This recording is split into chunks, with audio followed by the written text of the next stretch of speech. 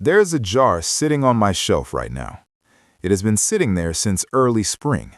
Inside it is pork. Real pork, not jerky, not cured strips, not anything you would recognize from a store shelf. It looks like it came out of a butcher's case this morning. The fat is white, the meat is pink, and it has been sealed in that jar for 40 days without ever seeing the inside of a refrigerator. I know what you're thinking, because I thought the same thing the first time someone showed me this. That is not possible. Meat goes bad. That is one of the things we all just know, the way we know the sky is blue and taxes are real. Meat requires cold. It requires electricity. It requires a chain of infrastructure stretching from the slaughterhouse to your kitchen that costs you money every single month on your power bill. Except it doesn't, and the proof is sitting on my shelf. Before I show you exactly how to do this, let me ask you something. When did you last think about what happens to your food if the power goes out for more than 3 days? Not a storm, not a blip, a real, sustained outage, the kind that is becoming less rare every year. The kind that hit Texas in February 2021, when millions of people lost power for a week and watched everything in their freezers turn into a slow, expensive disaster. The kind that hits Puerto Rico and stays for months. The kind that emergency planners now openly model for the northeastern United States as the grid ages and extreme weather accelerates. Your freezer holds maybe 2 weeks of meat for a family.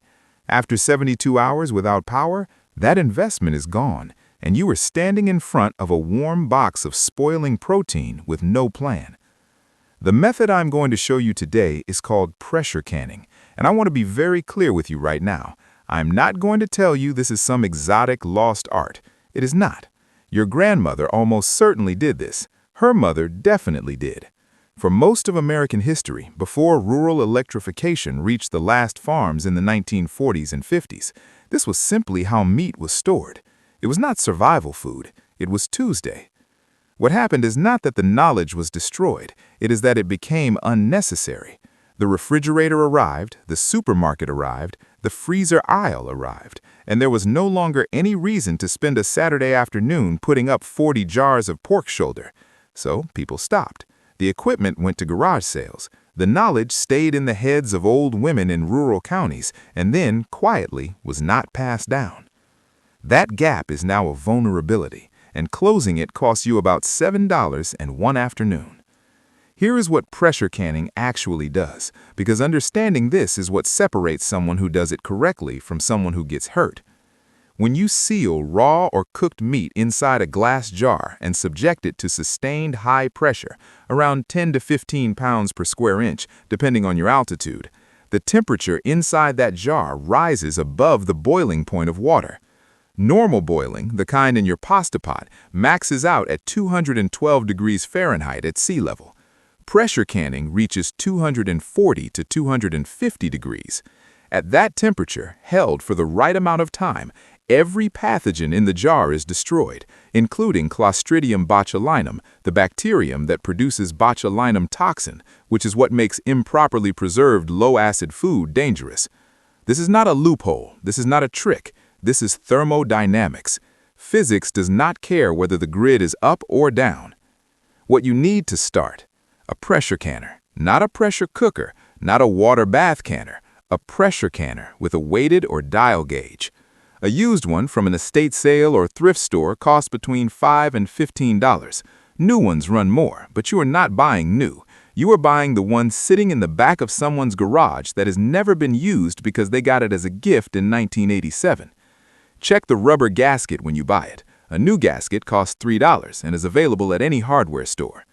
Wide-mouth quart mason jars. You likely already own some. If not, a dozen runs you about $12 at any hardware store. These jars, used and cared for properly, will outlive you.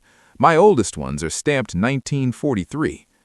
Lids. New lids every time. Non-negotiable. 75 cents each. The ring bands are reusable. The flat lids are not. That's it. No electricity required after the initial cook. No refrigeration. No ongoing cost. Now let me walk you through pork shoulder because it is the most forgiving cut to learn on and one of the most valuable things you can put up. Trim your pork shoulder into rough 2-inch chunks. You do not need to be precious about this. You are not plating food for a restaurant. You are building a shelf-stable protein reserve. Remove the largest pieces of hard fat, but leave the marbled fat. It becomes the liquid that surrounds the meat in the jar and is part of what makes this product taste like something you actually want to eat. Raw pack or hot pack, you have a choice. Raw pack means you put raw, unseasoned meat directly into a clean, hot jar, tamp it down firmly, add half a teaspoon of canning salt if you choose, wipe the rim with a damp, clean cloth, and seal it. The meat produces its own liquid as it cooks inside the jar. This is the faster method and the one I use for most cuts. Hot pack means you brown or partially cook the meat first, pack it hot into jars with some of its cooking liquid, and then process. This produces a slightly different texture and flavor. Both are safe when processed correctly. Fill jars to 1-inch headspace. That inch matters. Too little and the seal fails as the contents expand. Too much and you trap air that can compromise preservation. Process quarts of meat at 10 pounds of pressure for 90 minutes if you are at or under 1,000 feet elevation. If you are at higher altitude, consult the altitude adjustment chart. It's printed in every ball cannon died and is freely available online. This is the one place where precision matters and where you do not improvise. After processing, do not rush the cooling. Turn off the heat. Let the canner depressurize naturally. Do not run cold water over it. Do not try to open the vent early. Let physics finish the job. Once the pressure gauge reads 0 and has been there for 10 minutes, remove the lid carefully, away from your face, and use a jar lifter to move the sealed jars onto a toweled covered counter. Leave 18 inches between jars. Listen for the pings as the lids seal. Each ping is 40 days of food security that requires no electricity to maintain. Check your seals after 24 hours. Press the center of each lid. If it flexes up and down, it didn't seal. Refrigerate that jar and use it within a week. If the lid is hard and concave, it's sealed. Label it with the date and contents. Put it somewhere cool and dark. Your basement, your pantry, a closet interior wall. Fluctuating temperatures reduce shelf life. Stable, cool, dark storage extends it.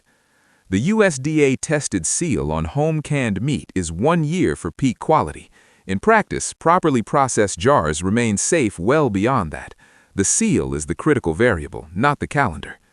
1 jar of pork shoulder contains roughly 3 to 4 servings of protein.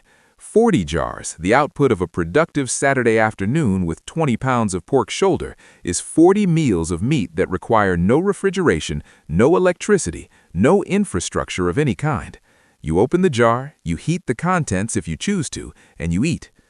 I want you to do the math with me. 20 pounds of pork shoulder at current prices, call it $40.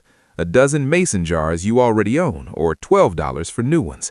Lids at under $10 for a box of a dozen. 1 afternoon.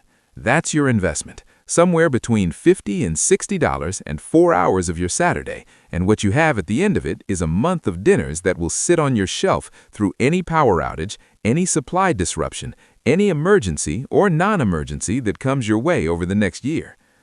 The supermarket wants you to believe that refrigeration is the only way. The power company wants you to believe that electricity is the foundation of food safety. Both of those things are true only inside a system that they control. Step outside that system for 1 Saturday, and you will understand something your grandmother understood and never had to think twice about. Your shelf does not need a power outlet. It just needs jars. If this has changed the way you look at the food sitting in your freezer right now, subscribe to this channel and hit the bell. We're rebuilding the practical knowledge that kept families fed for generations before anyone sold them a monthly electric bill. The next forgotten skill will be here soon.